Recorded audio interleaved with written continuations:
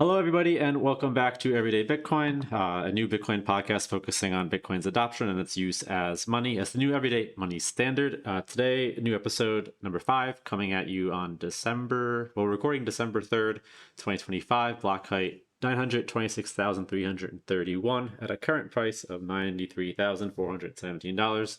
Price going up, price going down, people are buying, people are selling, but none of that matters.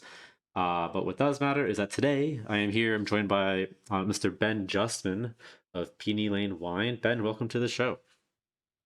Hey, thanks for having me. Excited to be Yeah. here after a long scheduling process. I've just been looking forward to it. Yeah, I'm psyched to have you here. For those who don't know, well, I guess you wouldn't know, but Ben and I have been interacting on Nostr for quite a while now, but it's the first time we're kind of meeting and getting the chat. And yeah, so it's great to have you here.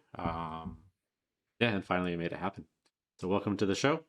I guess just first off, can you just tell us a little bit about like your Bitcoin journey, how you, I don't know, found it, and yeah, your story in general, I guess.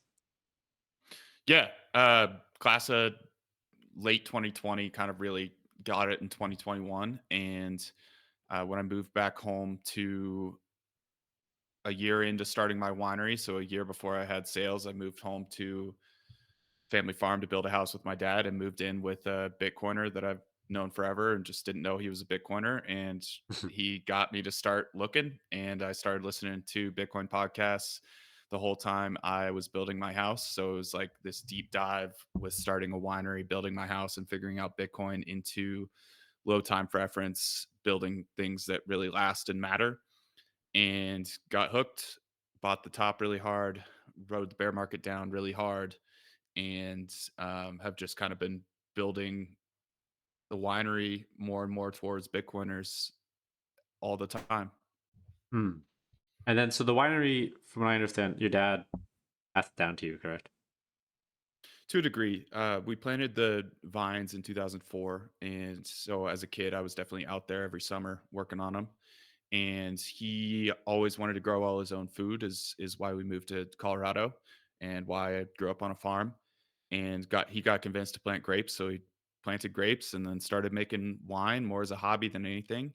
He had a couple years where he sold it, like 2014 to 2015, and got some great reviews, but he was retired, not really looking to start a business. So after that, he's just started making enough for himself and selling the rest of the grapes. And so it was kind of a business that was extreme, it was idle, there was no brand, but the functionality to at least get started was there, and the proof of concept and the quality of the wine that you could make out of the vineyard was there, which are the two hardest things. And so I just basically had to learn how to make wine and start a brand and um, scale up. And Hmm. so I'm just finished my seventh vintage of Wow. winemaking. So the first two of that I didn't have any sales on. It was really just going for it without any proof of sales concept or proof that I could actually make wine. But those first two vintages, before I had any feedback, sold out, did well, and have just been getting better and building Peony Lane ever since. Nice. And you primarily started selling at farmers markets and stuff, correct? Yeah. So the original idea was start selling at farmers markets because I've just invested all the money I have access to start making wine, and farmers markets are a way to get instant feedback without any Hmm. more investment. So I was doing tastings at farmers markets in trying to be as upscale of a town as possible. So there's some ski towns around me I was able to go to, Okay. and got instant feedback that the wine was good, and I've gotten a lot better at making wine, but it got going that way, and that was always kind of the plan to start out. And I knew I would just figure out the rest of the business as I was going. So did those farmers markets for 4 years. And the initial thought was that then I would open a tasting room in my town and Okay. do the same business model that the 10 other wineries here do. But along the way, I got into the Bitcoin world and started meeting Bitcoiners, and they started buying my wine just from Twitter basically. And they started asking to buy my wine in Bitcoin. And as a Bitcoiner, fuck yeah, you're going to pay for my wine in Bitcoin. Hell yeah, we're going to do that. Yeah. And just over the years, that became a bigger and bigger portion of my business. And in understanding Bitcoin, I didn't really want to take out any more fiat debt, or I didn't want to spend any Bitcoin that I earned on something like a tasting room. Uh, And I didn't think I would be able to get the loan structure that I wanted because of the Bitcoin and banking system. yeah. Um, so then, as Bitcoiners just kept buying my wine more and more and more, and I started wanting to interact with people in the general public less and less, I realized that I just wanted to sell wine online to Bitcoiners. So now this past year has been the first year where I was 100% online sales, and Oh wow. essentially 100% of my sales are to Bitcoiners. So Oh wow. completely Okay. direct to consumer online business now, and don't necessarily have plans to go back to the brick and mortar world, but definitely could see that happening in the maybe 10-year future. Okay. Super cool. Yeah, I wasn't sure exactly how the spread was with in person versus pay or in person online, and obviously Bitcoin versus non-Bitcoin. So about 100%, or yeah, 100% is now Bitcoin. So no more USD. Bitcoiners, I would say 30 to, it depends monthly. 30 to 50% of my sales are in Bitcoin themselves. And I think it would be higher, but I'm kind of stuck in this single point of sale system for liquor license legality reasons. They operate my ability to sell wine across state lines instead of getting 50 liquor licenses. Uh, So I'm stuck with them and they don't like Bitcoin. So I just have to have a separate checkout and manually move everything from that Bitcoin checkout into my dollar system to be able to go through the state legalities of liquor licensing. So okay. the 30 to 50% sales in Bitcoin, I think, is pretty insane given that it's honestly harder to order my wine in Bitcoin. So Bitcoiners are thirsty to pay in Bitcoin. For me, I think that there's some specific reasons for that, that I'm a Bitcoiner. It's just me. It's not going into some random company's treasury or just getting sold back for dollars. Yeah. I think it's a way for people to like orange pill their families as they pull out a bottle of wine that, whether it has Bitcoin branding or not prominently, they all have the Bitcoin logo on them. It's a way to say, hey, I bought this with Bitcoin. This is a real world thing. It's not just for criminals, or whatever other FUD people have. You can't spend it. You can't buy anything with it. It's a very tangible object and a good experience to have with people. And it's kind of that perfect medium of, hey, I bought this with Bitcoin.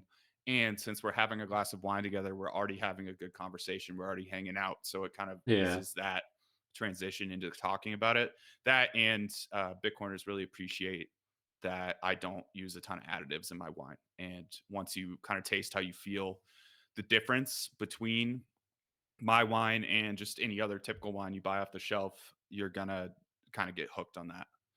Yeah, for sure. Obviously, but for the audience, I'm recently a customer now of Peony Lane wine. We just had our first bottle over Thanksgiving, and it was there's a big difference between with like the natural part of it and it's extremely low sulfites and all that, and the quality is just incredible. And me, my dad, and my brother were all thoroughly super impressed and super happy with our purchase, and many more purchases will be going through for sure. And I totally agree with what you said about the talking piece of like an actual real world object. Like, hey, I bought this with Bitcoin. Because a lot of people, like you said, well, usually I ask every place I go, can I pay in Bitcoin? Or do you accept Bitcoin? And they're like, what? People like, you can use that to buy stuff? And it's like, yes, actually, you can. And just having the physical item. And like you said, if you're having wine together, you're having good conversations and enjoying each other's company. And it's great to, Can I ask you a question about that? yeah, for sure.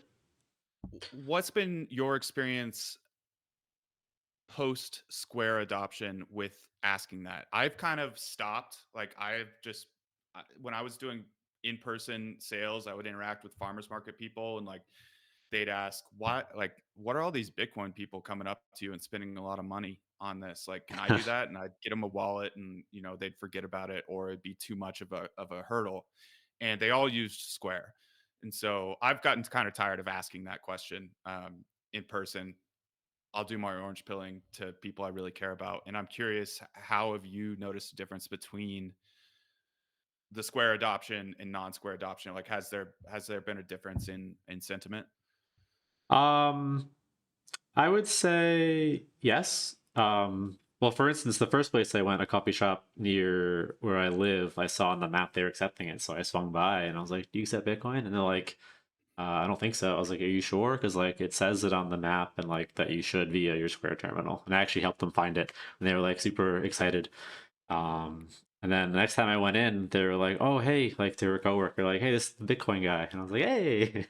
um, and but even today, I went to a place on that said on the map they accept it, and they had a Square terminal. But I went in, and the lady didn't understand. I was like, "No, like you should," but apparently they accept it, but not through Square. That was kind of disappointing, to be honest.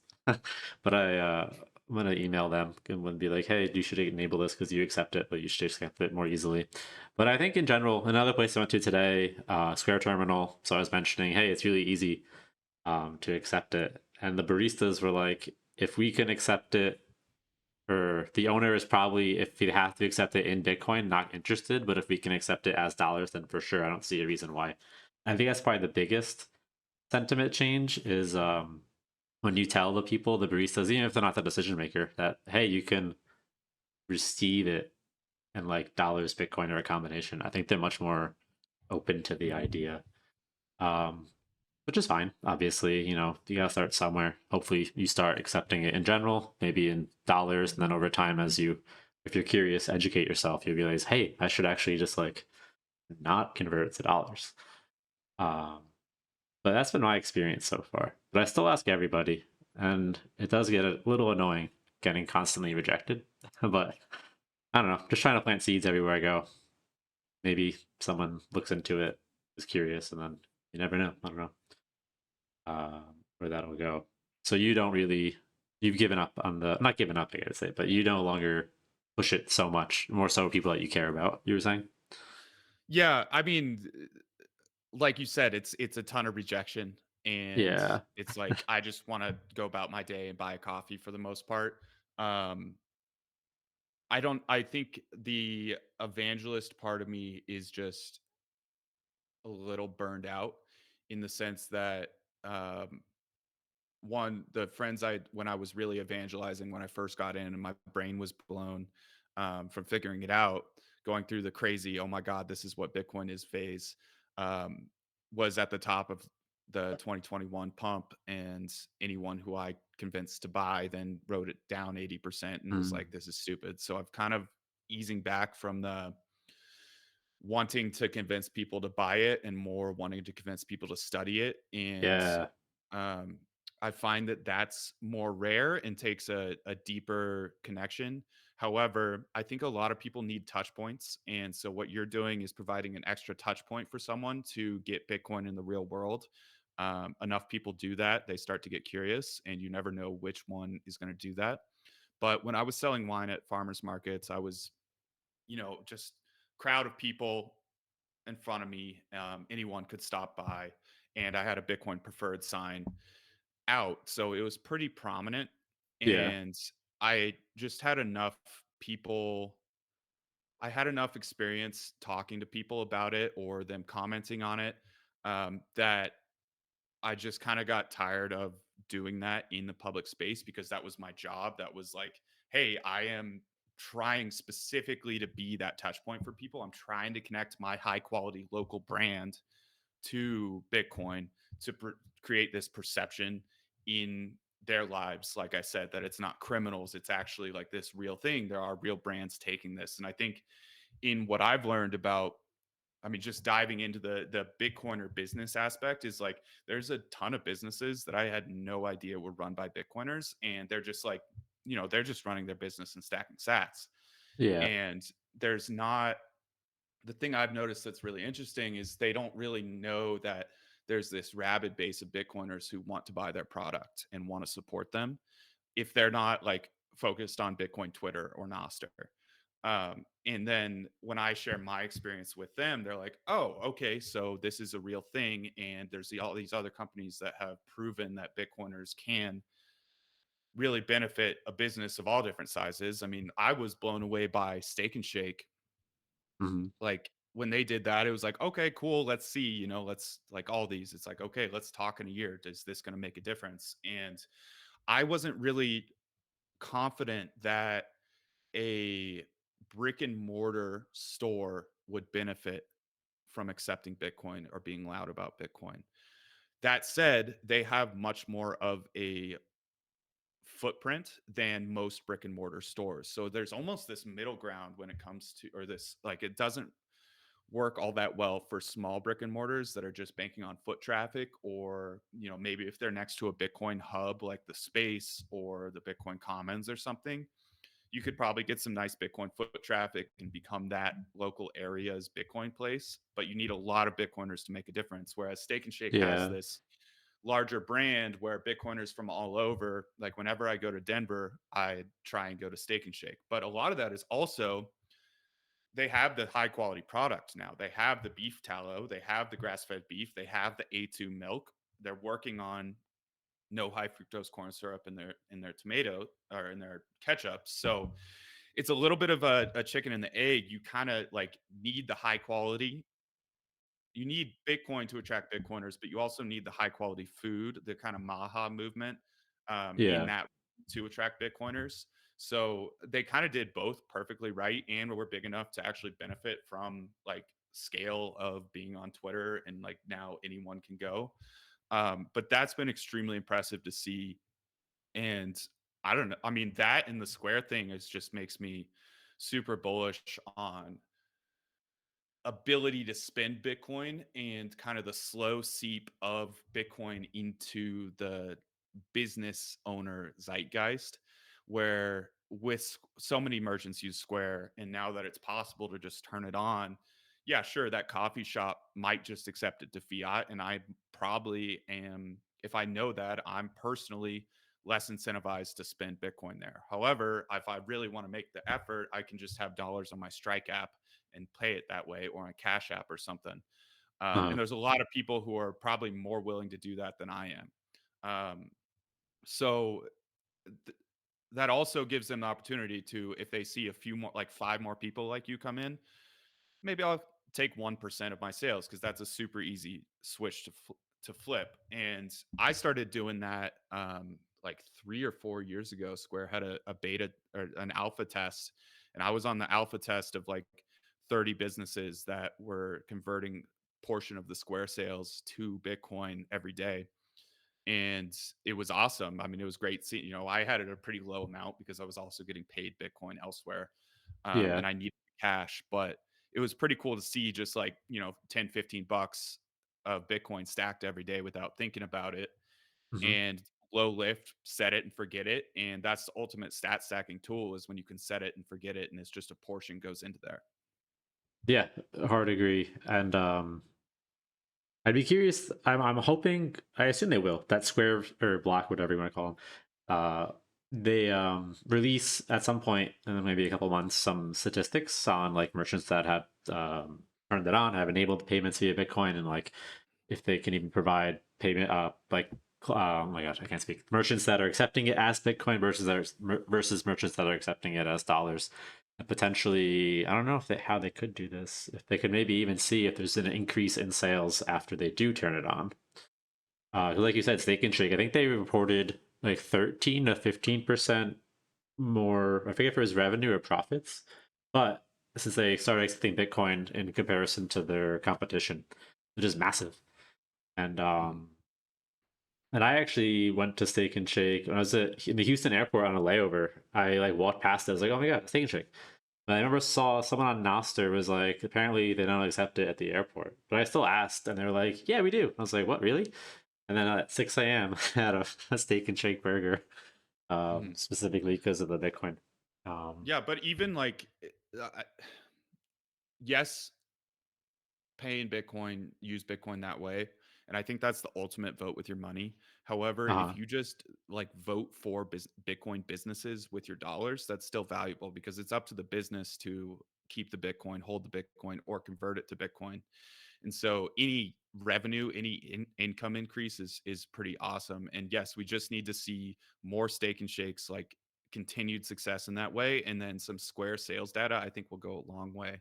There's a Bitcoin rewards program that run by a company called Oshi that allows you to do Bitcoin rewards. So like instead of just random loyalty points like your Starbucks points that whatever can get inflated, change value or everything, this is a way to do real Bitcoin back. You can withdraw it to your self custody, um, or I like if I give you 5-10% back, you can then like the goal is for you to then see that in your wallet in the account. You can withdraw it, or I can set another incentive. If you spend that Bitcoin, it's worth more on my website if you respend it at my store. So it's a retention mechanism. And I have been friends with the founder for a long time, been wanting to get it going, but it was kind of in the back of my mind. And then I talked to the founder of Sote, Sean, Salt of the Earth, an electrolyte company, and he Ah, said okay. that he signed that up and started advertising to Bitcoiners. He, went to college with Marty, is a Bitcoiner, makes an awesome product, and he saw that customers who claimed their Bitcoin, so like claim the reward as opposed to letting it expire, were worth a hell of a lot more. They bought more frequently and they bought bigger. And so it absolutely worked. And more data points like that, every business is going to want to start doing that once you Yeah. see more and more data points. And so as you see Bitcoin businesses succeed, more and more come. I mean, I've seen in the 4 or 5 years I've been active in it, I've seen more and more and more just doing the not the same thing I do, but like the same thing I do in just I'm targeting Bitcoiners. They're the best long term bet. They really value voting with their money, and they uh, are super passionate. They spread your product. They want to tell everyone they bought it with Bitcoin and how good it is. And they're the people that are the like most high value customers in the sense that they're going to be able to afford your product no matter what because they own Bitcoin. Yeah. Which is a big thing.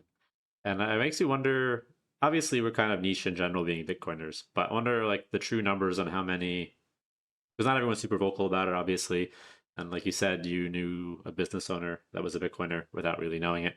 Um, but I would be super curious to know true numbers on that. And like you said, Bitcoiners, one, they have the money, the Bitcoin, but two, we're really about getting getting good value for the Bitcoin. So getting like a good legitimate product, which is what you're selling, obviously, with your wine. Um, and I think yeah, if a Bitcoin business was trying to be a Bitcoin business but wasn't actually giving a good product, they wouldn't succeed as a Bitcoin business. Because their audience, their market demographic, whatever you want to call it, wouldn't go for the not legitimate, good product. Um, yes. Where was I going with that? I had something else to add. Oh, so you said you think it's good regardless, even if you how do I say this? You said for paying Bitcoin, supporting Bitcoin businesses, even if you support in fiat. Do you mean if you're like the Square terminal sending like from your a fiat balance through Bitcoin's veils into fiat, or do you mean like not support, like just supporting them in general?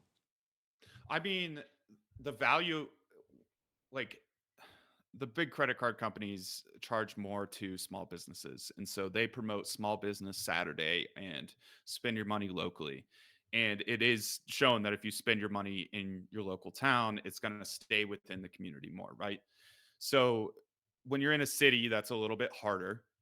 It's not as valuable. Like I live in a town of 2,000 people, so where I go, it matters a hell of a lot more than in a city. However, we Right. all have power to push the businesses that we want to see in the world that are creating the things we desire. We have the power to give them our energy, our money, and make them succeed in the future. And so I have cash expenses. I have to pay a lot of money to buy grapes, and I can't pay in Bitcoin. So I would either Mm. have to sell Bitcoin or have fiat to spend. And so that means I need cash a lot of the year. And so if 100% of my sales were in Bitcoin, cool. But I then have to manage that portfolio.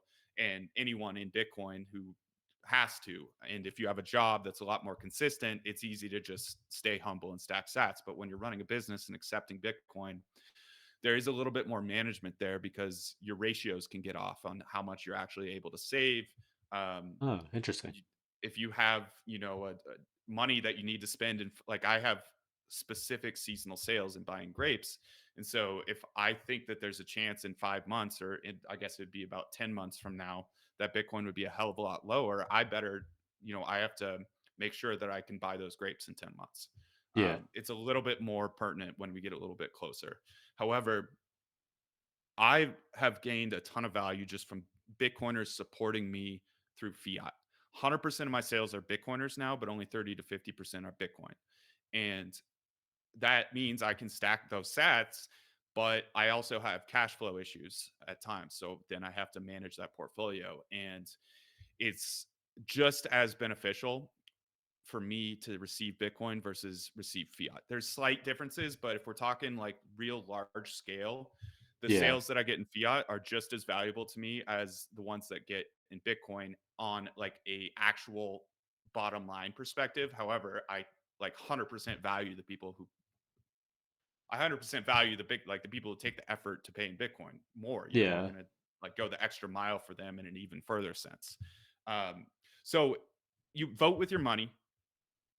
Your vote matters. Your vote especially can support smaller businesses. It really matters to them. And the ultimate vote with your money is Bitcoin because you're showing that business, hey, Bitcoin matters. Keep going. Keep talking to Bitcoiners. Keep building the things that Bitcoiners want, and that's going to push things in the direction that you're probably more likely to enjoy. However, any spending, any supporting that business is going to have a lot of the same effect if they're already accepting Bitcoin. If it's their first bit accepting Bitcoin, I think you're spending there. You're pushing those rails matters a lot more. It's going to orange pill. It's going to get them used to it. But like if you're buying from me or if you're buying from another Bitcoin company, it's still extremely valuable and a lot like we all have different cash flow management strategies. But I'm just saying supporting in any way goes a long way. Okay, that's really interesting because I guess I never thought about it that way because I mean I'm not a business owner, so um, but it makes a lot of sense the way the way you laid it out. Um, so super interesting. And then I guess so. Do you see the number of your customers that are paying in Bitcoin like going up over time? Do you have like I guess enough time has passed that you can like kind of see if there's like a steady increase, or is it kind of stayed 30 to 50% Bitcoin payments for a while? I would say when price is up, people are more paying in Bitcoin, and when price is Hmm. down, people are paying more in fiat. But it's not like 0 100. So there's still like roughly that balance. It probably ranges maybe between 20 and 50%, depending on the thing. And if I have a more Bitcoin focused product, people are more psyched to pay in Bitcoin. Yeah, Um, that makes sense. like I said, it's difficult for me to accept Bitcoin. It's very worthwhile, and I'm like very happy to do it. But it's not as like, oh, you just click the different checkout option. So it'd be interesting to hear another business like Sote's, what their spread is Okay. timing wise, just because they're going to have better analytics on it. The thing is like we all Bitcoin is at 126, right? And we all kind of have that in our head, like, oh man, this was worth so much more then. Now it's worth like 30% less. And so we have that in our head as this is like that's what Bitcoin should have been worth, and now it's not worth that. Yeah. And any like even if you're up 10,000x, a little 10% drawdown makes you feel a lot poorer because you remember the highest point you ever got, and that's your relative point. And we all know we're going higher, but like along the road, we kind of anchor to each new high price and want to spend there. And so it's really it really changes the spending habits of Bitcoiners. Granted, everyone's got different money in Bitcoin, different time in Bitcoin, but I Mhm. think we're all pretty susceptible to those price swings and just our human dynamics within that. Yeah, it makes a lot of sense, and totally agree what you're saying. Like, oh no, it should or it was this price, so it's kind of annoying, and that's the human element of it all. That like even though like we know like quote we know that it'll just always go higher and higher, all the math points to that, all the logic points to that, like et cetera, et cetera. But there's always that lingering potential creeping of like, oh no, what if it doesn't? But I guess it's just being human and having I don't know emotions and feelings. Mhm. Um, so I mean, I guess yeah, you kind of yeah, you have. Well, I know I'm like super small in the niche of like living in the Bitcoin standard, so to having no fiat whatsoever. So and as long as you live profitably, you know, spend less than you make, living on the Bitcoin standard without like having a lot of responsibilities. I'm single, you know, I don't have any debt, so it's great. But like I'll obviously I'm forced to always spend the Bitcoin or sell it $4 to pay credit card bills, you know, via Strike. But I never really think about it too much, like versus paying, you know, in dollars versus paying in Bitcoin because I don't have the option. It's all Bitcoin. But I totally understand for some people that emotions could play a role in wanting to spend it more towards the top, or when it's higher than lower, to get, I guess, more, well, less sats per dollar, more dollars per sat, I guess, even though it doesn't really, you know, math that way. Um, but super cool. And then, Yeah, you're oh, definitely in the sorry. minority, and there's an increasing amount of people doing that. I haven't had any fiat savings since 2021. Um, and Oh, wow. Okay. unfortunately, I went zero. Basically, I went all in at the top, and thus have been kind of forcibly all in Bitcoin continuously ever since because every dollar I've had has gone towards paying expenses because I haven't wanted to sell Bitcoin at a loss, right? I've spent it. I've spent it for, all different businesses. Like when I meet a Bitcoiner who's selling a Bitcoin product, like, fuck yeah, I'm going to spend Bitcoin.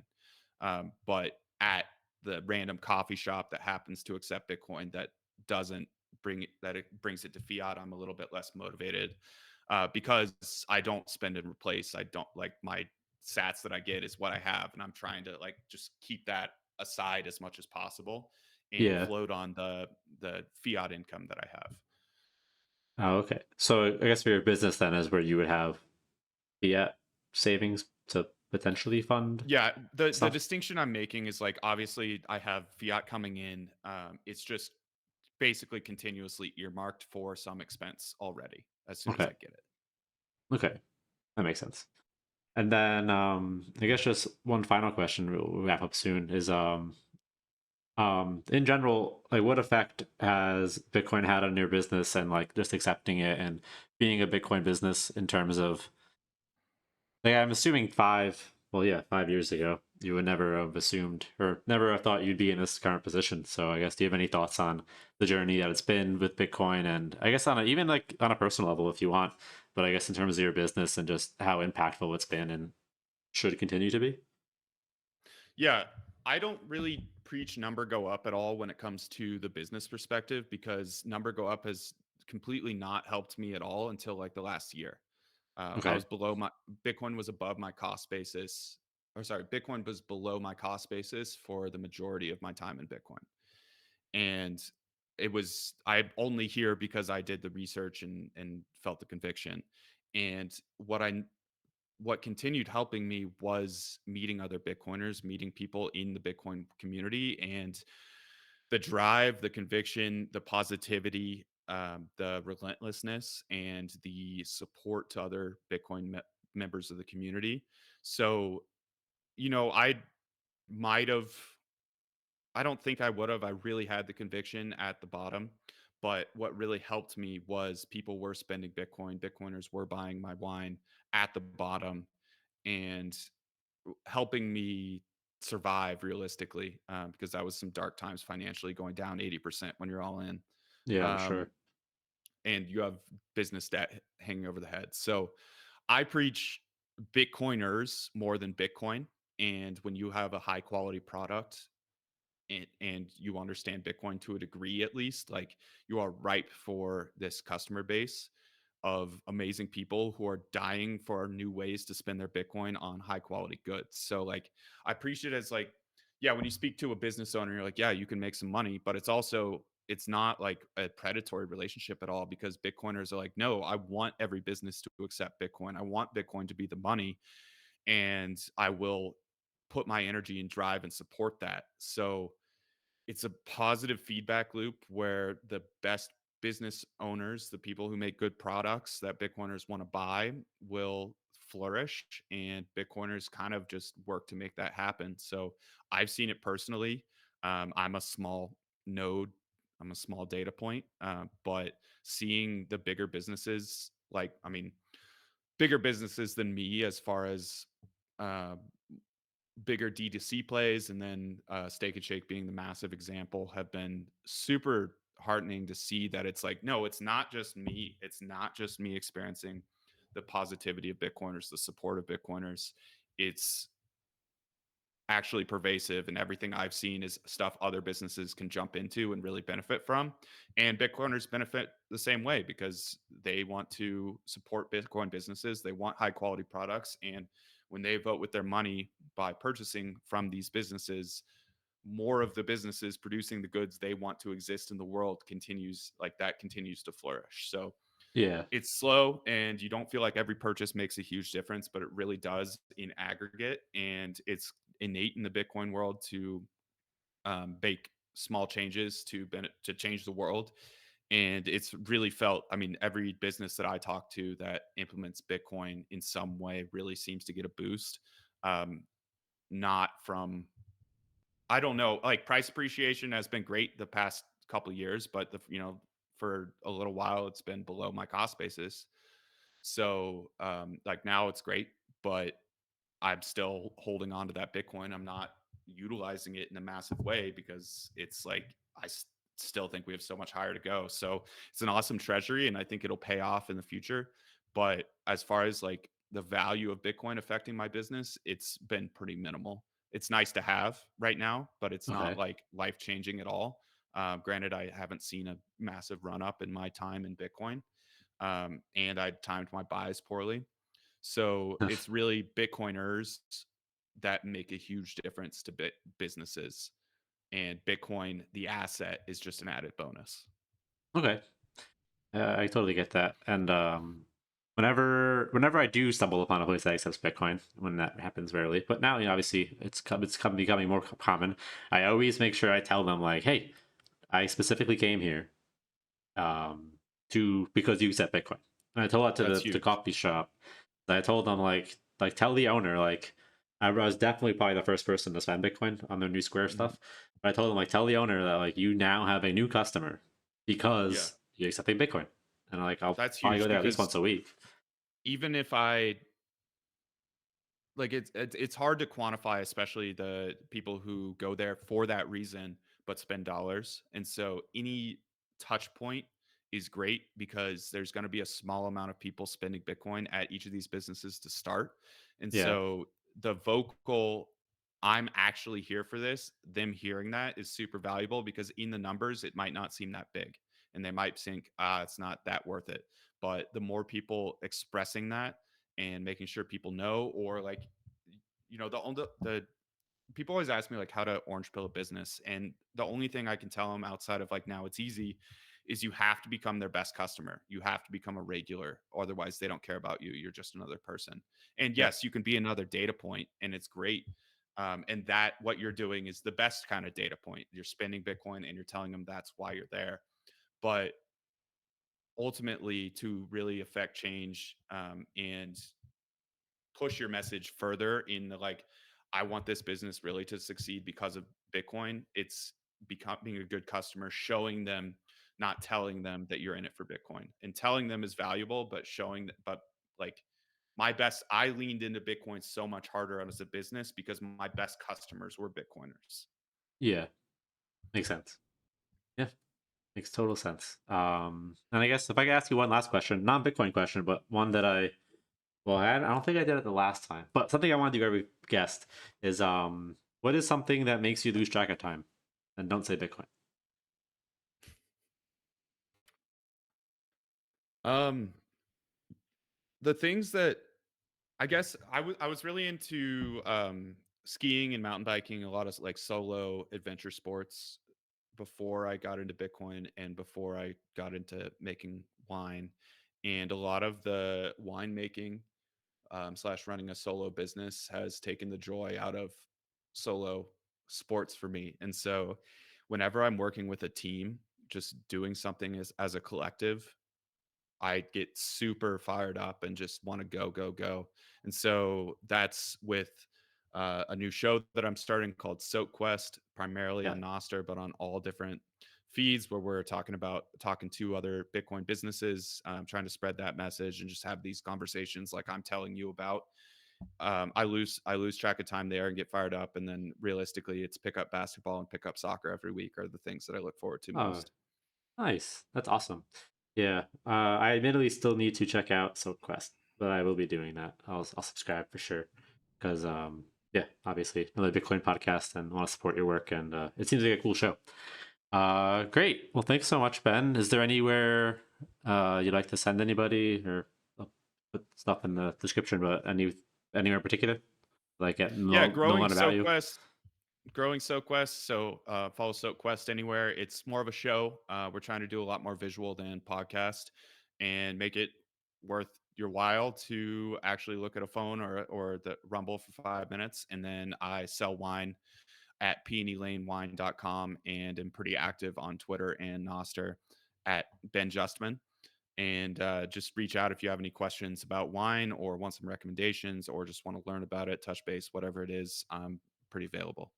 Great. I'll put all those in the description. And to everyone listening, yeah, check out Peony Lane Wine. It's North America's highest altitude winery and vineyard.